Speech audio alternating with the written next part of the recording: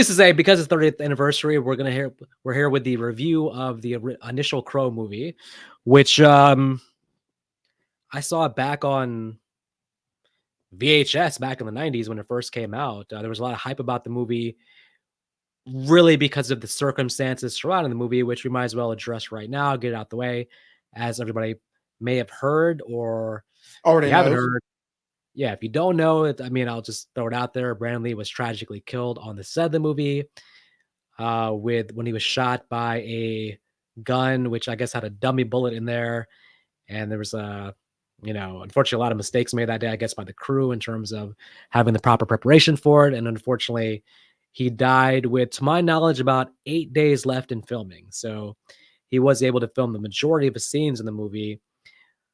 The things, as a kid when I watched it, I would not have noticed at all that he wasn't like in every scene in the movie.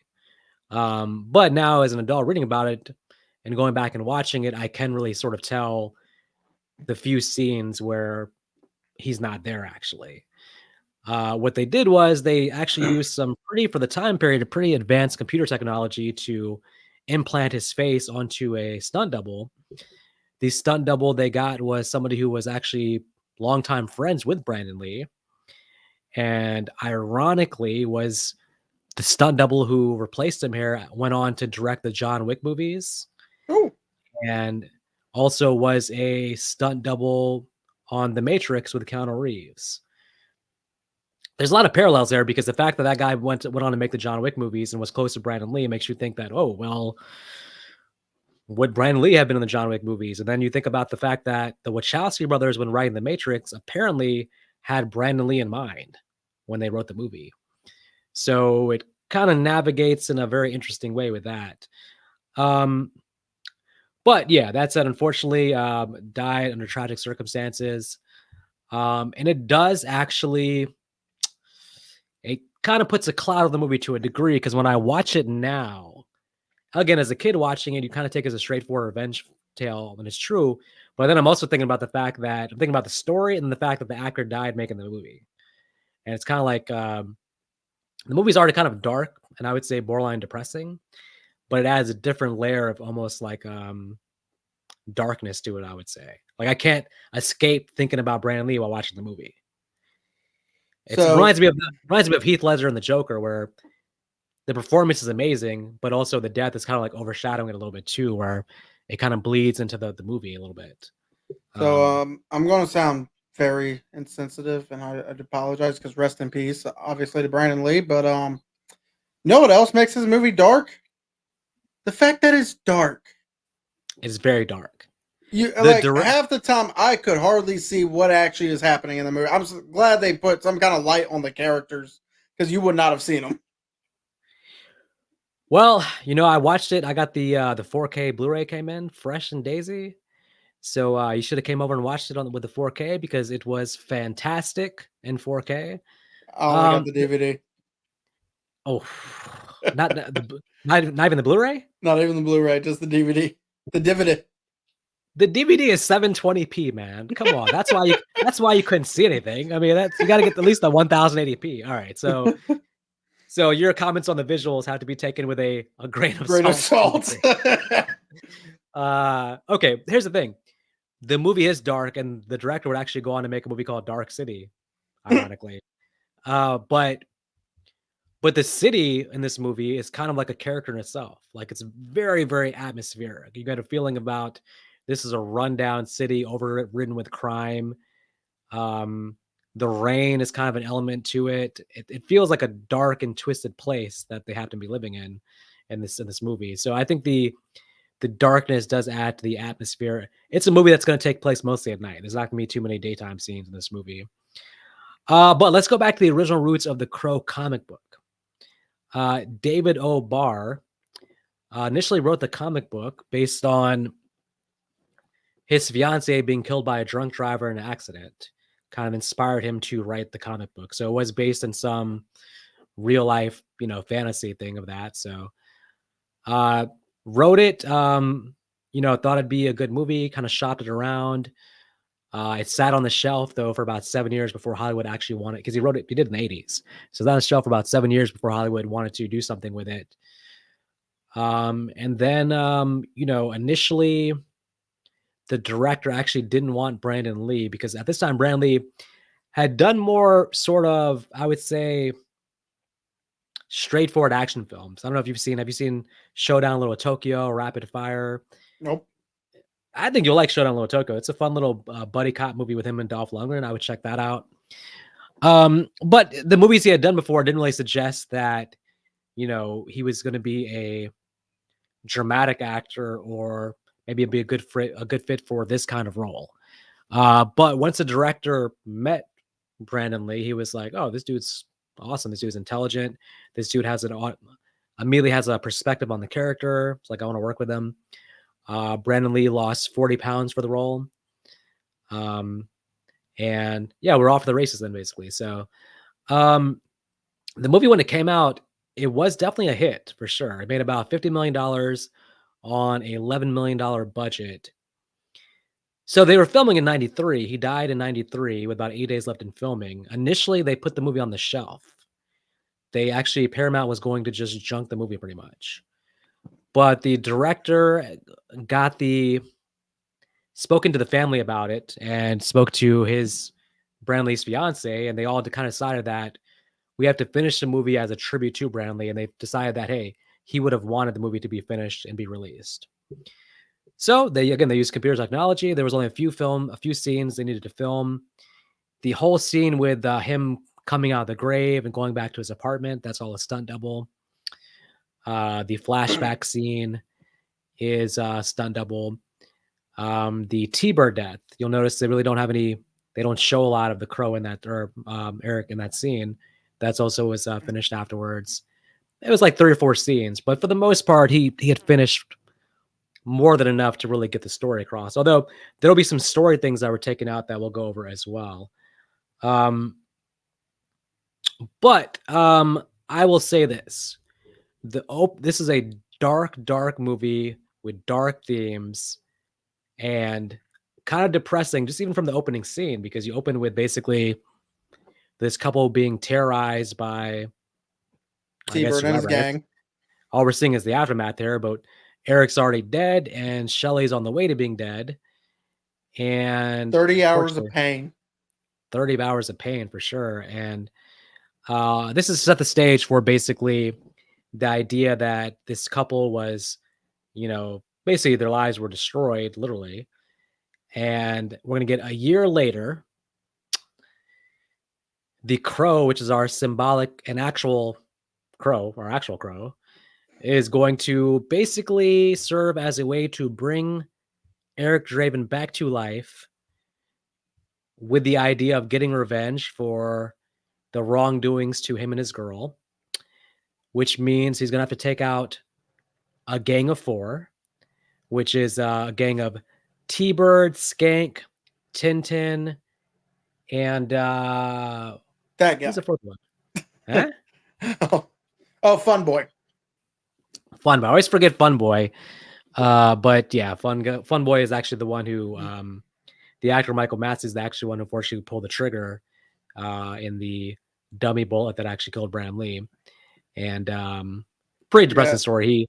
He had gone depression and stopped acting for at least a year afterwards, but apparently it always sat with him for the rest of his life, pretty much. He passed away in 2016, but it was always a thing there. What do you think about the idea, Nick? Does love transcend death? Now, I know this sounds like a ridiculous question, but this kind of is the theme of the movie, because their love brought him back to life for the purpose of revenge. It maybe depends on exactly how you want to go about it. Like, what do you believe? Do you believe there's a life after death? Do you believe there is a heavenly plane that you'll be in once you die, or a Valhalla once you die? Anything like that. If the answer is no, then I don't think love can transcend after death. Another thing that could be a thing is if you believe in reincarnation. One of those things is you will always find your soulmate in every life, and that soulmate is always the exact same person for the most part. Hmm. You know, obviously some differences because you're still a different person, but same soul. So This that's something to ponder. this movie definitely believes there's something afterwards, because obviously the idea would be that the soul is not at rest. The soul is not at peace because there's some kind of unfinished business or some kind of something unsettled that needs to be settled. And this crow is basically going to, I guess, I don't know if it's random or it's going to pick basically who it happens to feel is the most wronged to be avenged, pretty much. So in this case, the crow has picked the Eric Draven to avenge the death of Shelley. And also, maybe it's a good investment because by taking out this group probably was going to continue to do these kind of things. Maybe another couple was going to be victimized. They don't seem to have learned. They don't seem to have gotten any better in the last year. They're all about firing up, baby, fired up. As they say. Yeah, So, I do got a question for you. sure. So apparently, all this arson business, all this Devil's Night, burn it to the ground. Apparently it's one of the ways they make money.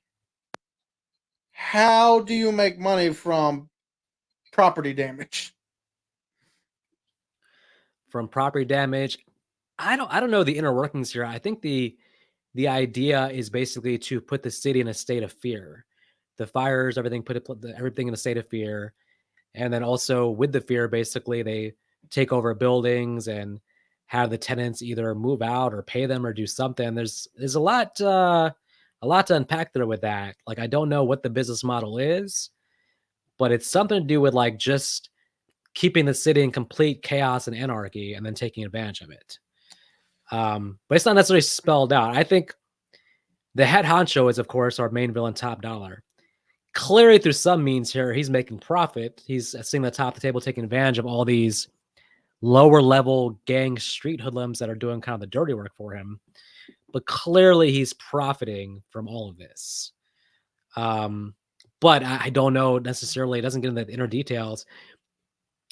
It does seem like even the police are like kind of Unable on to their do back. anything. They're on their back foot with really nothing to do except try to minimize the damage or try to be at the right place, right time. But they're basically, yeah, they seem to be almost like on the sidelines of this whole thing.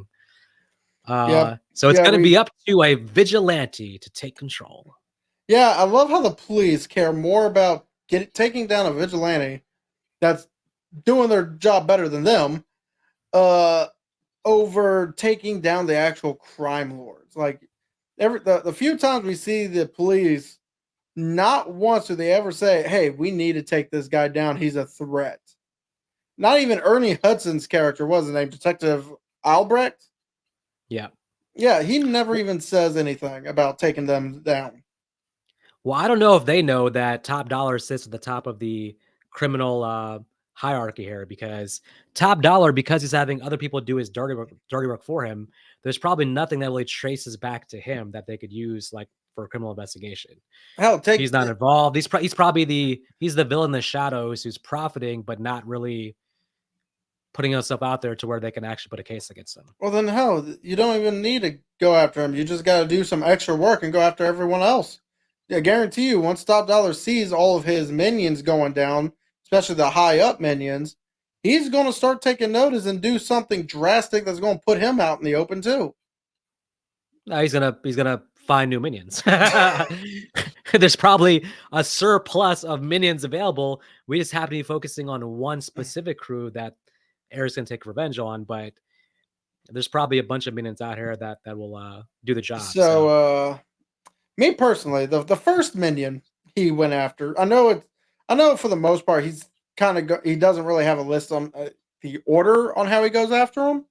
mhm. I think it's all just by opportunity at this point, but I personally feel like Tintin should not have been the very first one he went after. Do you think his Tintin is a more challenging foe? There's that. There's Or also the fact that Tintin is the one that put the knife in his chest the minute he walked in the damn door.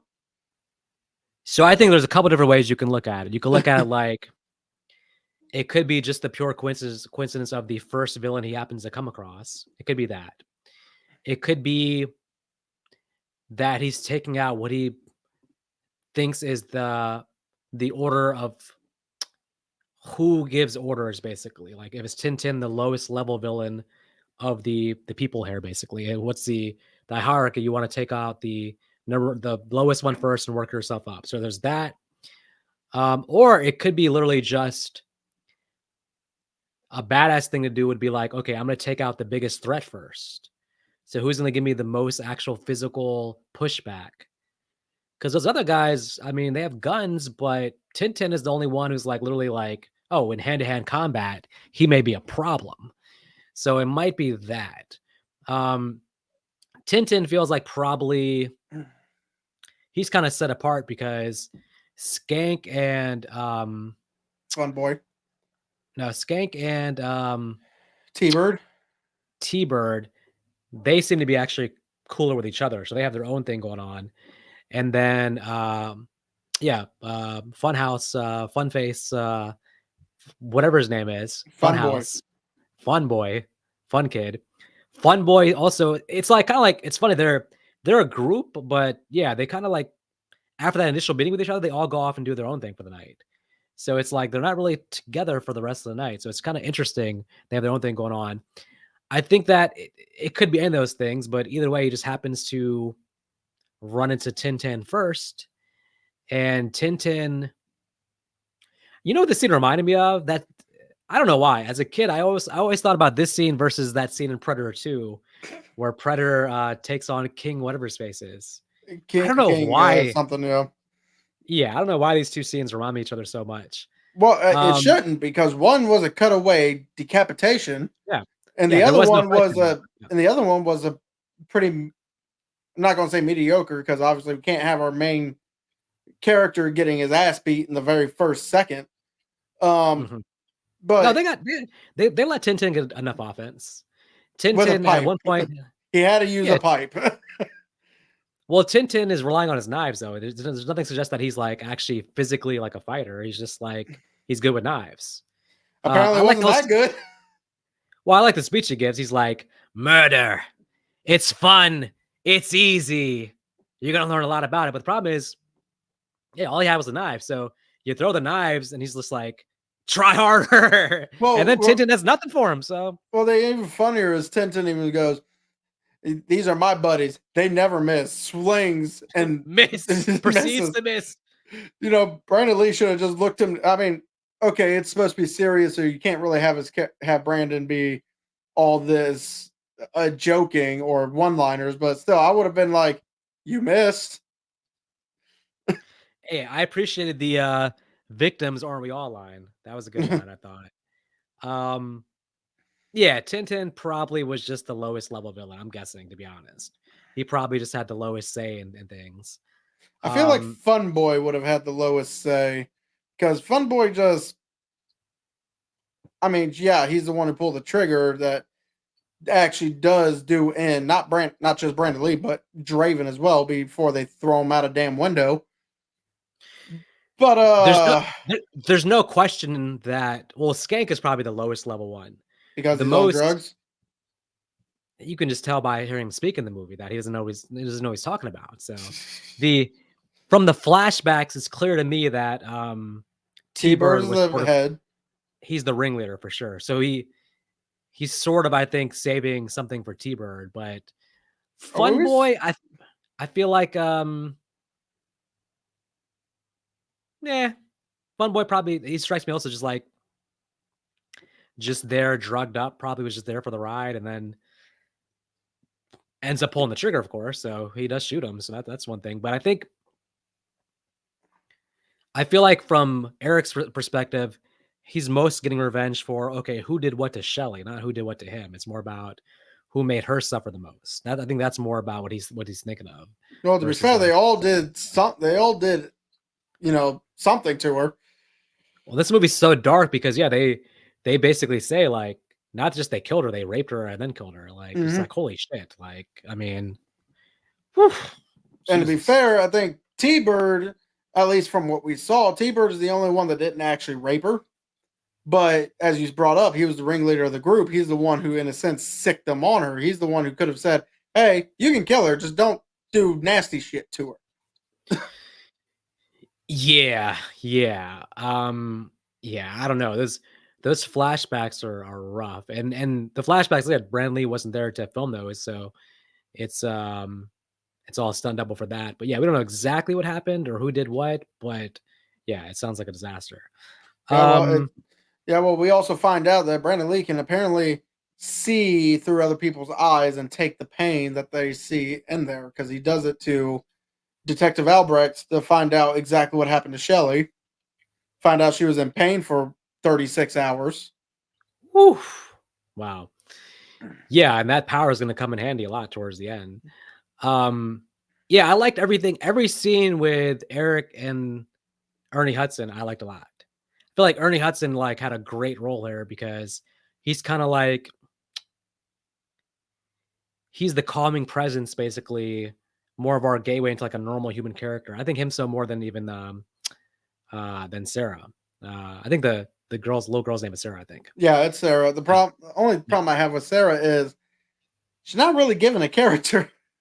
We're supposed to yeah. feel for her because her, Eric, and Shelley were all close, but I, I I did care more for Ernie Hudson than I did for Sarah. I didn't really. They added her narrating the movie was added after Brandon Lee died. So they had to change things up. They added her narration afterwards. I didn't really need her narration, to be honest. Maybe the very beginning explaining the whole lore of the crow, but other They than felt like that, I think I probably could have figured the audience probably could have figured it out even without the narration, to be honest. But either way, yeah, I appreciate her character from the standpoint of more of her thing with her mom, more so than anything with Eric or anything else. see, Her I thing didn't with her even mom care for is a that. good way to tie that in. I liked it because I think that so there's something that I got to tell you about in terms of what was lead out of the film, but I thought it was like at least also by him coming back and doing this, there was some positive super side effects too. Apparently, just him kind of setting her straight, scaring her straight, the mom, like immediately set her off on a path of like maybe trying to actually be a good mom to Sarah. So there's some good done with that. Um, Fun Boy had a funny line before he died about just like, look what you did to my sheets. Well, he didn't even die there. He was just bleeding out. He died when he's pumped him full of all those drugs and made him overdose and choke on his own blood. I was gonna say there's worse ways to go out, but I don't know if there is. That might be pretty much the Shelley. worst. Oh yeah. I guess in this exact movie, yeah, yeah. Um, so, oh, so, that's the obvious one, yeah. but Um, I mean, Albrecht does have his own little story because we find out that he was demoted from detective to beat cop, and he has kind of a feud going on with the lead detective of the case that's currently mhm. going on that we see nothing more of after he gets suspended because And he's he, separated from his wife too. We learn yeah, who's which I also believe, is also a cop.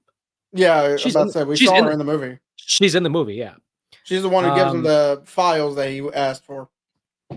yeah, and that helps him connect more with Eric, who basically tells him like, nothing is trivial. All the small things are still important. Like I said, I like their scenes together a lot, especially even just the funny thing of like Eric always disappears, but then you have the one scene where he's like, "Dude, I'm taking your front door. Like, I'm leaving out the front door." I did like that one. It's just like, what, you going to disappear on me again? I thought I would go out your front door. It's like the visual of Eric like being able to like he's like walking down the stairs like and exiting out the front door is actually kind of funny.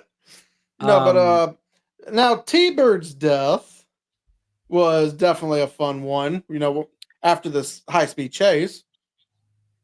T Bird's death. I say this very lightly, or actually, no, I say this very strongly, but this scene felt like art. Like it felt like when the music, when the acting. Shout out to let me see what the actor's name is. Want to play T Uh, Bird? yeah, David Patrick Kelly. when he realizes who he is and the music hits, not only the lines he's giving, the way he's saying them, He lost his damn man, mind. he lost his mind and like it felt so realistic to me. And like the little cool thing about the scene that maybe a lot of people don't pick up on is that what Eric is doing is he's taping his eyelids to where he can't close his eyes. Mhm. That's a callback to the flashback, basically. He's like giving him back like exactly what he did to him, pretty much. Yeah. So he's keep his eyelids open, but yeah, like the way he's saying it, pretty much, and then that whole scene, even just the lighting of the crow, Mm. the thing, Yeah. that's that scene felt like a work of art to me. That felt like a highlight of the movie. But again, props to Patrick David Kelly. Not to say you sympathize with him at that point, but you It feel was his good fear. acting. It was You great feel it. acting. It was You feel his realization, his fear. He's quoting the Bible, but he's saying it back to himself now, like with a different context. yeah. So it's like, so yeah, that scene was a great one for sure. Um, and that, I mean, unfortunately, Skank is the last one left. He got away. So, Yeah, uh, well, he didn't get away for long because now we get ourselves a nice little gunfight when Brandon Lee shows up work on this guy. Uh, but it's also our first interaction between Eric Draven and Top Dollar. hmm. And throughout this point, we haven't really mentioned Top Dollar all that much. Well, Top Dollar is played by the fantastic Michael Wincott, who such an underrated actor. I would love to see him in more movies.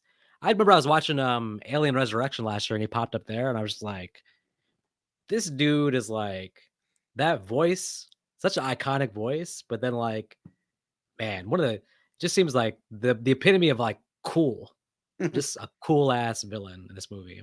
Yeah, well, Um, yeah, we also find out, I guess he's into voodoo or something or other because his girlfriend's sister, I think it's half sister. half sister girlfriend. I mean, they they shower together. They have threesomes together. It's a little bit more than I would do with my half sister. That's a little yeah. Um, Obviously, yeah. I will say my Micah is cute. If she wasn't a half sister, I would definitely would have understood. Okay, is it Micah or Mika? I don't care. Well, either way, I think that They have a fascination with eyes too. they are into voodoo, and also not only that, but before the scene, we do get a scene where Tony Todd is investigating Eric's grave, and he's like, "Oh, the grave is empty." So he reports back to Top Dollar, "Hey, the grave is empty."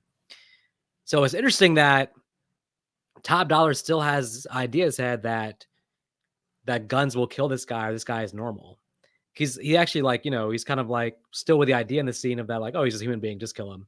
It's like, dude, you already know this is one of the undead, right? I mean, your dude reported to you that like his grave is empty.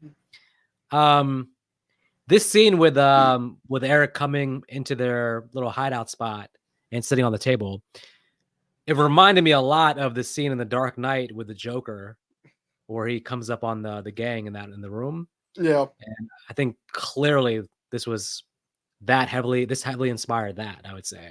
I could see it. I think there's a huge misconception when I was growing up always that this was the scene where Brandley got shot, because like obviously like gets shot like 50 times. But this is not the scene where he gets shot. I mean, my misconception was he got shot at the end during the when he gets shot technically in the shoulder. I Mm. thought that was the shot because I always thought it was Top Dollar, the one that did the shooting. No, I mean, of course they destroyed the footage where it happened, but the original flashback scene was basically they have Shelly, and then Eric walks into the thing with a headset on, because the idea is he's a musician, and also if he heard her screaming and stuff, he'd obviously approach with a different mentality, but he has headphones on, so he just walks into the apartment, and then Fun Boy basically shoots him in the stomach. Mhm. So that was the original flashback scene, but then obviously that's where he got shot, and unfortunately that was one of the scenes where he just wasn't wearing a bulletproof vest. In this scene, for example, with where he's getting shot 20 times. He's wearing like a squib thing because it's all squibs pretty much, like 20 squibs. So there's an interview with him on YouTube where he's actually talking about filming the scene. He's actually in his crow makeup, Mm. and he's talking about filming the scene and how like, you know, he called it a I think he called it an NRA day, like no real acting. He's like just like you're just he's like getting shot to shit. There's not much acting I'm doing here. I'm just getting shot to shit. Now also for you, I would say when you get a chance on YouTube, there's a much more extended, bloody version of this scene. This scene was cut down a lot, but there's a much more violent, bloody scene on YouTube, the extended scene, I would say. They definitely cut it down a little bit. I don't know if it was like the MPAA or just they wanted the scene to be quicker, but there's an extended version of the scene for sure on YouTube. Um, but yeah, I mean, this is more straightforward action basically, and then it does remind me kind of like Neo in the Matrix, like the way he's like flying all over the place, shooting from different positions and stuff. So, um, and then all this to just to kill Skank, who tries Hey, to pull one last thing of like, oh, I'm not Skank. Skank dead. Like, oh, I'm yeah, sure you're he's gonna skank. you're gonna trick him with that one, Skank. Good job. Yeah, I'm pretty Uh, sure he can smell the skank. I mean, what? oh yeah, maybe. But yeah, he Um, throws skank out the window, just like they did to thus, him. thus theoretically completing the revenge mission. He's killed all people who destroyed him and his girlfriend, and now he's going to Back to the grave. first he's going to acknowledge that the fun of some trick or treaters, everything's all good and great. So now, I guess the idea is that because he came from the grave, he has to go back to the grave, and there he says basically goodbye to Sarah, who is Mhm. sleeping at the grave. Um, and all is well that ends well. We get the end credits, and we got a happy. Oh wait, no, the Tony Todd fortunately kidnaps her. Candyman over here. What you doing, Candyman? Over here kidnapping poor Sarah. What are you doing, Candyman? Ruin this whole thing. Well, So, remember, he's the writing on the walls. He's the whispers in the classroom. oh yeah. She's supposed to be in a classroom, so she's one of the Oh, whispers. I guess I missed the deleted scene where she said Candyman 5 times in the mirror and brought his ass out to get her. So, hey, look, it's always fun to see Tony Todd, no matter how small the role is, how insignificant the role is. It's always fun to see him pop up, whether it be Final Destination, Candyman, Hair and the Crow. What's funny is, having seen the movie like a million times, I never really put together that's Tony Todd. Now I'm watching like, oh, it's Tony Todd, but you just think like Well, generic henchman. So it's funny because he doesn't. It doesn't sound like he has. I know he's also younger, but his voice isn't as deep as he. It doesn't sound as deep as he usually does. It kind of sounds normal. I It doesn't think sound that so. iconic. So this is 1994. Yes, So he's coming right off of Candyman. I wonder if he's like, able to throw his voice to sound like that. no, but at this point there is no iconic Tony Todd voice yet. He's still like kind of young. It's like now it's like, oh, iconic. But back then, after the first Candyman, I don't know if it's like he's just a normal actor. He's Candyman, but we're not thinking like the general audience not like, oh my god, the iconic Tony Todd voice. I think through Candyman sequels, the Final Destination series, and then over time it became like, oh, iconic voice. But I don't know if in 1994 it was like, I don't know if he was like an icon in 1994. So I guess what I'm saying. Like he's only done one Candyman movie at this point. That's the only Now movie he needed to do. now we were talking about before we started rolling, we were talking about the idea of he killed the four, so his mission's over. So now this is all like extra, basically. Yeah. So I want to tell you basically about a deleted plot line, and there's one deleted scene of it on YouTube because they filmed one scene of it. There's a whole character that was erased from the movie. The character is called the Skull Cowboy, and the Skull Cowboy would have been interacting with Eric throughout the movie as sort of a guide. So he's somebody who went through the same process that Eric did back in the day, but somehow he didn't complete the mission and he got stuck in this world, not able to return back to the other world. So he's giving advice to Eric throughout the movie about how to handle this and what to do, basically. So they filmed one scene with the Skull Cowboy.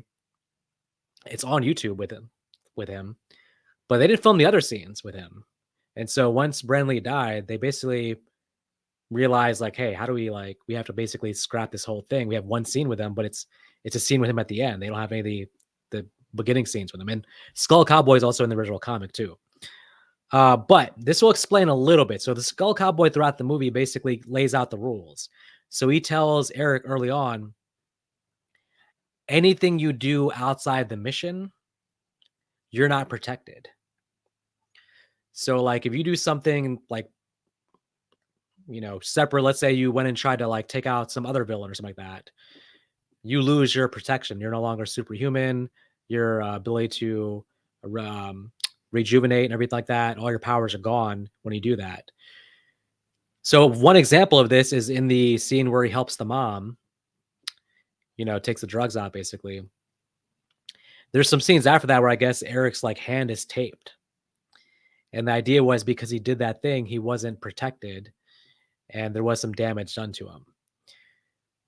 So at the end, when Sarah gets kidnapped, the idea of that scene is that before he walks into the church, the deleted scene on YouTube is Skull Cowboy outside the church telling him, hey, this has nothing to do with your revenge thing. If you do this, you're not protected.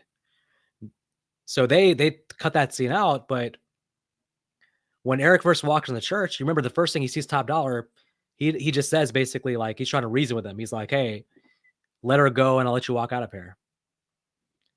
In the story with the scene, what we know, Eric knows at that point that basically he is no longer, by doing this as like a side mission thing, he doesn't have power. So that was the explanation, not the crow getting shot. The actual explanation is he's doing something outside of it. And now he's human basically. So he's going to the church with no armor, no plot armor, no nothing, just himself. The problem was because they took that whole character out, they came up with the last second, okay, what we'll do is we'll make the power be like in the actual crow. So if the crow is threatened or the crow is harmed, now he loses his power. But that was going to be the thing, was to establish early in the original thing of like, hey, if you do anything outside your revenge mission, you're not protected. You don't have the story. And the Skull Cowboy is going to be discouraging him. Hey, don't do this. They'll kill you. It was going to add more stakes at the end because as the audience, oh shit, he's going in there against them without, they can just shoot him. Like he doesn't have like any powers here. Here's a quick question then. Yeah. Did that mention at any point, because he did finish his mission, what would have happened if he died? Would he just be stuck there forever? Would he just go back to hell or heaven, wherever the hell he came from? I mean, would be the issue there? He already finished his mission. When I watched the very ending, I had the same thought of like, hey, if Top Dollar kills him, doesn't he just go back to where he was prior to coming back to life? Or is it a weird thing where taking the Skull Cowboy thing out of it, because we don't know about that in the final version of the movie.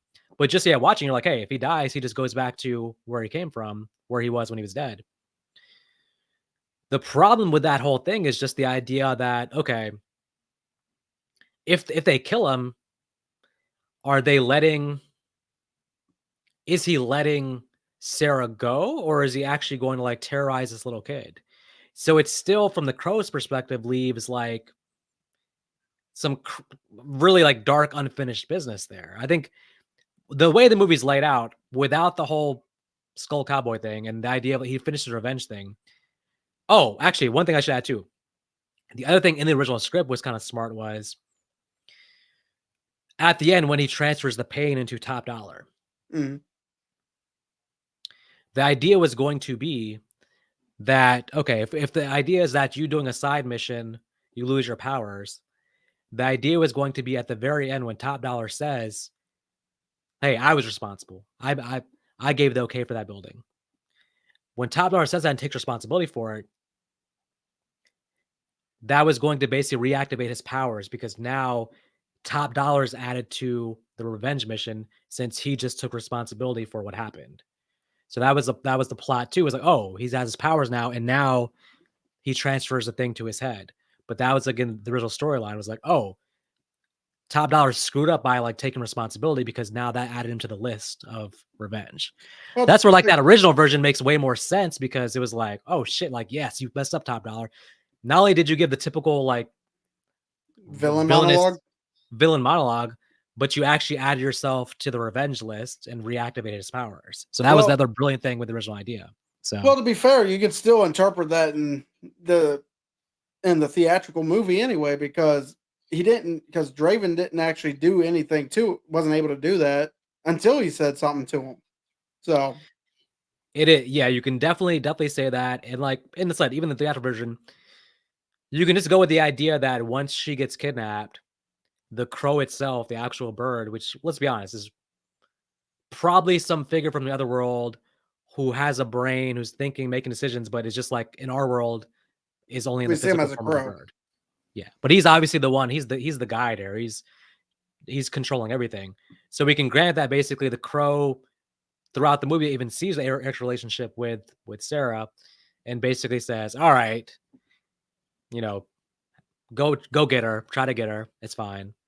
Because we can tell by the ending, the crow wants the bird actually wants this ending where Shelly shows up and you have the romantic reunion and all this stuff like that. So he's like, "All right, I planned this whole romantic thing, but Go that can't finish what happen." you need to do. Yeah, and the crow actually comes to the church and helps. Hmm. He's like, he kills the Asian woman. He's actually he's like, "Yep, I got your back." Well, So, to or be he fair, he that didn't want to Asian woman was trying one to of the take the Asian. power Well, from there's the bird. that, Yeah. but the Asian woman was also the most sadistic out of all of them. Oh my Because god. I guarantee you, top dollar, if by himself with all this, most like probably would have let Sarah go. Because what would a little girl do to him? He notice how he never actually went after Brandon after Eric Draven until Draven became a threat to him. Yeah, So because I because he didn't know he really didn't know about him. So well, yeah, but still, I feel it's the same thing with Sarah. What is Sarah going to do to him? right. So I feel like he would have let Sarah go. This woman, on the other hand, uh, she liked her eyes, and that's usually a bad sign. She might have told Top Dollar like, "Hey, this kid's a loose end. Get rid of her." Honestly, she probably would have like got in more towards like, "Hey, you let her go, she'll come back with revenge. Who knows what can happen? Get I'm rid of her." completely surprised that when Draven got to her, her eyes weren't already gone. Yeah. So anyways, we get our ending with Top Dollar dying. We do get the romantic reunion. We get the Shelley narration, not Shelley, the Sarah narration. The end credits say for Brandon and Eliza. Eliza was his fiance, so they really wanted to make sure she was cool with the idea of them finishing the movie. So they got her Mm. blessings to do it. Bradley's mom did sue the movie and the producers and even Michael Massey, and she actually got $3 million from the lawsuit for it. I mean, it would rightfully so. She felt it was like a wrongful death. Like Well, your stupid movie set's responsible for my son dying. So I get well, to it. be So fair, she also lost her husband. Well, granted, her husband wasn't due to a uh, movie related accident. It was, I think, if I remember correctly, it was he took allergy medicines he was allergic to. it Uh, it it was it seemed mysterious. I guess like the conspiracy answer would be like somebody poisoned him, but I think it yeah, was like allergy medicine. But for someone like in that level of physical condition, it was kind of like an odd thing for him to die so young. So yeah. So um, this one, still, I can definitely see why, because it, especially with releasing the movie in such a short amount of time after that. I mean, I guess it's how long after did it come out? Then like a year. it was a year, and originally they were gonna junk the movie. Paramount basically was gonna junk the movie, and they had another studio, basically Miramax, stepped in pretty much and basically bought the movie from them. Yeah. So So it oh was, but the idea ultimately was just like, hey, Brandon Lee, like they were like, okay, Brandon would want this movie to come out.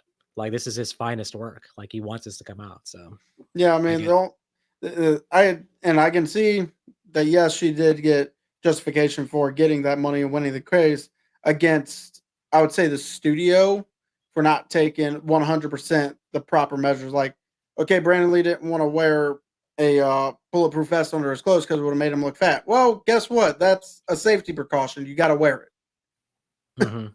That's all it had to Well, be there. Yeah, but also the thing is, unfortunately, there was a lot of who knows what's true. There's a lot of things I read. I read that basically from an acting standpoint, when you're doing that kind of scene, there's like a camera trick where basically the actor who's shooting the gun doesn't actually point it directly at the other actor.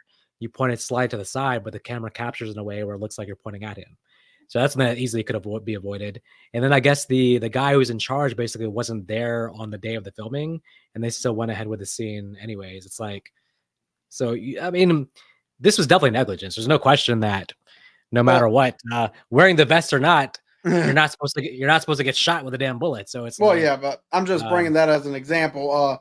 As for Michael Massey, pretty much pointing the gun at him, I'm gonna chop that up to because of the nature of the scene. It was probably enough adrenaline pumping through him that he wasn't thinking clearly. Because yeah, Michael Massey was a pretty young actor at that point. yeah, I get it. I'm not putting it in, but I'm putting on when Mostly the those scenes, studio and not when taking those the proper precautions. yeah, when those scenes are choreographed, I mean, there's people there to advise of these things, and such things, I guess, were not advised of, or maybe it was just the experts not being there at that time. So it's a freak accident, but it's like it's because it's like something that should have been addressed way before it got to that scene. It's like you have to put it on some way. The crew. I mean, it just happened again with Alec Baldwin, and obviously he got criminal charges, even though he's getting off of it. But yeah, just Now, a terrible thing all around. So yeah, but I will say the story I heard. I don't know how true it is, but I heard that the Lee family, mostly the men, only the men, had some kind of triad curse on them because somewhere down the line they messed with the triads, and they believe this was the curse because apparently this gun, the bullet got lodged into the barrel. mhm. They either way got lodged into the barrel, and what's even worse is they tested it multiple times to make sure it would shoot only the blanks with that round still stuck in the barrel. And Hmm. then the moment the barrel was locked and loaded, or loaded, pointed at Brandon Lee is when that bullet fired into him. I would say there's a YouTube video if you like search like Brandon Lee death, like how it happened. There's a YouTube video where like I guess a gun expert really goes into detail of exactly how it happened, like breaks it down. If you search on YouTube, I think like I watched the video a long time ago, but it's like he really breaks it down to exactly how it could have happened. So but again, it's just like the the people that are the experts of like the weapons, they're the ones that should be able to advise on that and say, hey, this is a potential harmful, dangerous thing. Um, so it's a crazy situation for sure. So but all right, categories. Categories: standout performance. As much as Brandon Lee was good in the movie, I didn't feel like he was a standout because I feel like for me the standout really was, what'd you say his name? Michael Wincott. The villain, That's yeah. that's top dollar. He was the standout for me. I could see him as this sadistic villain.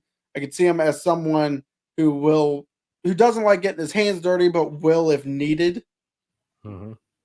and someone who is just all around someone you do not want to mess with, even if you don't know who he is. He's just Yeah. someone that is intimidating by presence and by voice and by everything.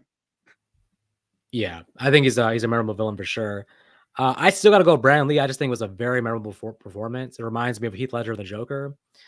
I was impressed with the dramatic scenes. I was impressed with even the action. I was actually impressed with. But I do want to shout out though Michael Wincott, Ernie Hudson. Like I said, I think it's kind of the glue that holds the movie together. Like his scenes kind of provide the in between story beats that the movie needs, like in between the killings and stuff. And then, like I said, Patrick David Kelly, T Bird, just a great. He's not the main villain, but he's a great side villain, and you could see like where that character probably could be its own villain, like in a different movie. So he just sells that one scene very well. Mm. The cast is fantastic all around, though. Honestly, like I said, the only person I would say, I mean, listen, I never like dissing child actors, but I didn't like Nightmare 5. there as much. Even then, though, I try to blame not the actor himself, just the director and the casting director. You can't uh, even keep up a straight face. next category. My Tommy Jarvis award, I'm sure, is going to be yours because it's revealed at the end. Even though, if me personally, if you have half a brain cell, you could have figured it out the minute he was on screen. But it does go to our villain this time. You think top dollar? Well, him ordering the hit, him trying to get the building, everyone out of the building. He didn't order the hit. He ordered, getting everybody out of the building. I wonder, from just the flashbacks, I don't know for sure, but it seems, I wonder if T-Bird didn't like sort of, because him being the ringleader, was he the one that escalated things to where like, okay, we have to kill them now. So I kind of go T-Bird here, even though, I agree that obviously the very, very core thing would be top dollar being like clear out the building. So, but because if top dollar didn't tell him to do that, T-Bird wouldn't. None of it happens. Now, to be fair, also, it really wasn't them wanting to clear out the building. It was them retaliating to the petition that I believe that Shelley was the one who started the petition because they were evicting everyone out of that building. And she was trying to petition to keep everyone in the building, which was making rounds. So I guess the idea is, were they sent there specifically actually to kill them? Like, were they there to kill them, or did something happen when they got there that turned into we were killing them? Well, from the flashbacks we saw, they were dead. They were not there to just intimidate them or any of that. They straight up went there to kill. Fair point. So what would you do? That depends on which character's eyes I'm looking through. If I'm looking through Eric Draven, it would not have been much different. It would have been a little bloodier. It would have been classified as a horror movie instead of an action. There would be a lot of dismemberments. There would have been a lot of blood. Sweet Jesus, man. This movie would have been probably an X rating or an NC-17 rating. You would still be torturing them right now. The crow would be like, man, I got places to be. It's time for you to go back to your grave, and you'd be over here still like, hey, I'm cutting off limb, finger by limb. So, but yeah, so it would, if it was me, it would be a horror movie, and you would be probably rooting for the guys who did the terrible things to Shelley and Eric to get away, because no. Would you do anything different as the villain? As the villain, probably would have left him alone. Just let him have Skank. Not like that, but at the end, he's going back to his realm. Just leave him alone. You kidnapping the girl was so unnecessary because he's literally about to leave you alone. Like, why do you want this in your life? It's because the woman was like, we can take the crow's power. So they got in their brains that we're going to what they're trying to do then is actually somehow take the crow's powers and transfer it to themselves, which is a dumb plan because they have no idea how the mythology works. They're just assuming, we take possession of the crow. The crow is going to be our slave and give us all the powers. Like, no, I wouldn't. That's what it was. That. They didn't care about killing Eric. They were like, we need to get the crow's powers. So yeah, me personally, I would have looked her in the eye and went, "You try that. Let me know how it works out for you." Like, hey, you're welcome to go out there, go crow hunting, do what you want to do. Now, if I was Eric Draven, here's the thing. I'm going by the theatrical. There's no skull cowboy telling me not to do other things. I'm here for 2 days. I'm killing some people. I have a lot of downtime. Here's the fact of the matter. There's probably some TV show I want to finish. I died prematurely. There's some movies I haven't seen. I gotta definitely not watch Supernatural, but I gotta finish certain TV shows. I'm gonna go visit my parents. I'm gonna go see what new breakfast menus are on the Taco Bell breakfast item menu. I'm gonna just see what's new in the world. I'm gonna read the newspaper. I'm gonna catch up with politics. There's a lot of downtime here. It's gonna be one of those things where I'm just chilling, doing something, and the crow is gonna be like, come back, like, hey, you're supposed to get revenge. And I'm like, I'm finishing this movie, man. Come on, man. All right, I'm gonna go kill him. There's a lot of downtime in this movie we don't see where Eric, I know he's hanging in his loft, just like walking around, but I'd have been like, listen, I'm gonna go catch the matinee. I'm gonna go see what's going on with this movie. I mean, you know, I'm being honest. So I probably wouldn't be good at this because I'd be like procrastinating. I'd be like, look, give me till next year. All right. I'm coming back to your grave, but I need about 6 months. All right. I'm here. I'm alive. Let me go get some Chick-fil-A sauce and some nuggets. So come on. Yeah, so like I said, pretty much if this was me Oh, as my Eric, my version of The Crow would have been a 6-hour TV show. And it'd been like, man, can he get to the point? It's like episode 5. He's like, damn, how many movies he gonna watch? yeah, A like I lot. said, it'll be like that meme from Supernatural. Actually, I bring it up because it's funny to me. It's like, what would you do if they took the Impala? Murder, murder them all. Start off with some torture that ends in death. Needed more focus. You know, I have no answer. I'm just gonna leave a compliment to the movie. I like that the movie does give equal focus to the villains as it does Eric Draven. We have a lot of scenes with him doing his thing, but we get a lot of scenes of the villains just living their lives. You get to know their personalities. I can't. This is a lean, mean hour and 40 minutes. I can't say there was anything that I needed more focus on. You could have listened. I would have loved more Ernie Hudson. You could have gave Ernie Hudson more scenes, and I would have just ate it up. So, but it wasn't needed. I don't know. Probably not.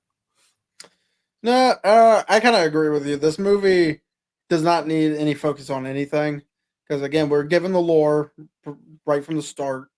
We are given the situation. We're given the full conflict, the journey beginning to end, and we're given the resolution all wrapped up in a tight little bow. I will say this. I thought about this while watching it because they kept showing that hot dog stand like this. Like Ernie Hudson and Sarah love this hot dog stand. I would have like maybe one of the not death scenes, but one of the revenge things to been maybe T-Bird and Skank like try to like rob the hot dog stand and like bother that dude, and then Eric Draven comes and kills him because you keep cutting to that hot dog stand. And I'm like, man, all this stuff is going on around him, but he's just comfortable there, like serving hot dogs. I'd be like, I'm gonna pack up shop on this night because all this bad shit's happening. But he's just out there selling his hot dogs. So why not use that? Or, oh, there we go. Now I'm not fuzzy. You sure I wasn't fuzzy the whole time? Okay. You were not fuzzy, but your memory might be fuzzy. Anyway, so what I would have done with that hot dog stand if I was going to include it in anything other than what we saw was maybe with Skank. Let Skank sit there and try to rob him because Skank's definitely on drugs. Let Skank try to rob him, and then the guy rips off his head. He's actually the Skull Cowboy, and then chops his head off. If you when you get a chance, go on the YouTube and look up the Skull deleted scene, Skull Cowboy scene. The guy's voice and how he looked, it did seem like it would be an awkward fit for this movie. It sounded like something that was too comical or goofy to be in this movie, I would say. Okay. But yeah, just use that hot dog stand more. Use that guy there to, why not? So, or just have the guy defending himself and shoot Skank in the chest. Just spray him in the eyes with some mustard. Like, here you go, Skank. Ah! I didn't ask for extra mustard. And then right after he wipes the mustard away, Eric Draven's standing behind the hot dog stand. Yeah, and then listen, I know he's back from the dead. I know he has other priorities, but the man has to eat too. Have him sit down and have a hot dog himself. So I mean, I'm assuming like, he take a bite and be like, just like I remembered. Yeah, and be like the hot dog guy goes, "Oh, how you been since you've been dead? Haven't seen you in a year." Watching that movie made me want to go eat a hot dog. I was like, man, you know what? What do I feel like eating today? Hot dog. What would you recommend? I mean, listen, I don't necessarily have to say it. We've all seen The Crow. It's not like this is a movie that anybody watching this video has already seen The Crow. You've already made up your mind on it. I would say that the movie is very much of its time. So it has the one thing we didn't shout out was the great soundtrack, the great score. This movie has great music all throughout. The score is fantastic. But it's very much a 90s movie. It has a 90s feel. It's kind of the end of the grunge rock era. So you have that feel to it. But that said, I mean, it's a straightforward revenge tale. You have a fantastic atmosphere. You have great villains. You have a hero that you can get behind. Um, I highly recommend The Crow. I would say it is a dark and depressing movie, though. I would say for some people, this movie might be a trigger because it's a lot of bad stuff going on in this movie, and you don't come away from it feeling good because it's not like a happy movie. Um, but you do get a somewhat romantic endpoint. So even though it starts off pretty twisted, you get a romantic ending. And if you are a romantic type, maybe this could be a good date night for. Well, no, probably not. But I'll say maybe a good Valentine's Day date because it is there's some romance in there, but probably not. But yeah, It's a highly good recommend it. Netflix and chill date. Highly recommend it. And we forget sometimes it's a comic book movie, and it's a good comic book movie. It feels like they created a comic book world. It feels like Spawn from the 90s took something from this. It felt like Blade took something from this. It felt like a lot of movies after this took something from this. So I think it's also very influential. And does it make you want to see the sequels? No. Does it make you want to watch a remake? No. Does it make you want a hot dog? Yeah. So I recommend it on the course of. It's just a good movie. There's a lot of fun watches. This is one of them. Minus the flashback scene. That those flashbacks is actually the hard to watch parts. The rest of the movie, Mm. on the other hand, it is a good time. You get some good action. You get good dialogue with these characters. Some good heartfelt moments. Personally, Vic's a little bit higher on Ernie Hudson. I only cared for him in one scene. Felt like he was only needed in that one scene. But to be fair, if he was only in that one scene, then it would have felt out of place. So Well, he took out Tony Todd at the end too. Don't forget he came him a street level cop. He came to church like blazing guns, well, like a straight action scene.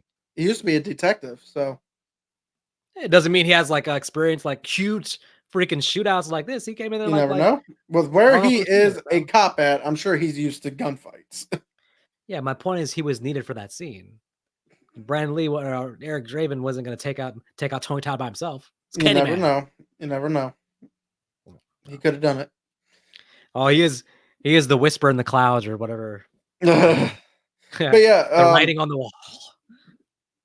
yeah. As much there is some CGI in this. It's not overly done, but you can still definitely tell. But for me, the high focus of this movie is the characters, is the action.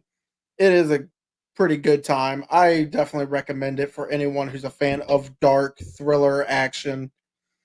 It even feels like a horror sometimes, especially at the beginning when he's stalking 1010, when he's messing around with Gideon. All of his actual hunts when he's hunting the four down, it feels like kind of a horror premise. It could have been a horror premise. The problem is just because it's revenge, you have to. There's no way to have the people he's hunting like put in a sympathetic light. Well, yeah, Like but he's hunting bad people, so there's just. But the way he's doing it is definitely like if those were well, to innocent people, the be, way he's hunting them is pretty horrorish or well, to be movie-ish. fair, look at the movie I Spit on Your Grave. That is 100% classified as horror. No real action to it, but it's the same thing of it's a revenge tale. Hmm. But at the same time, you are watching the quote unquote killer, whereas the villains of the movie is people they're getting revenge on, and it's still horror. So I feel that. Why would anyone spit on a grave? Have you never seen it? No, I couldn't get past the title. So Uh, so if you ever spit on watch the movie, spit on a grave. I spit on that movie no, unless it's no. good. Should I watch it? So you thought if you think the scenes in this movie were disturbing, Oh, I'm good, man. Nah. the first half of I Spit on Your Grave is just one giant scene like that, and they As, show a lot. I'll tell you what, I don't know what it is. As I get older, You don't want to see those things scenes. things that like never in the past made me cringe now make me cringe. Like just even sometimes violence on screen makes me turn my head. Where back in the day I'd be like, oh my god, it's like somebody getting impaled is like I'm like, oh, I don't Oh know. I don't no, know what it is, but like I'm like I have like a weak stomach about like that stuff now. And I was So, watching horror movies when I was 11 years old, so I don't know what so that have is. you ever watched the original Wes Craven's version of Last House on the Left? Long time ago. So I'm sure you remember pretty much the premise of what happens to the girls. Mhm. Yeah, just Stay away. that's half of I Spit on Your Grave. Oh, yeah, I'm going that then. And Yeah. unlike cutting to the parents every now and then to give you a break, yeah, you don't get that with this one. I'm going that then, yeah. Yeah, Um, and what's even worse is my wife just brought home a movie case from work. One of her clients doesn't like movies, and her husband just passed away. Gave us a bunch of movies.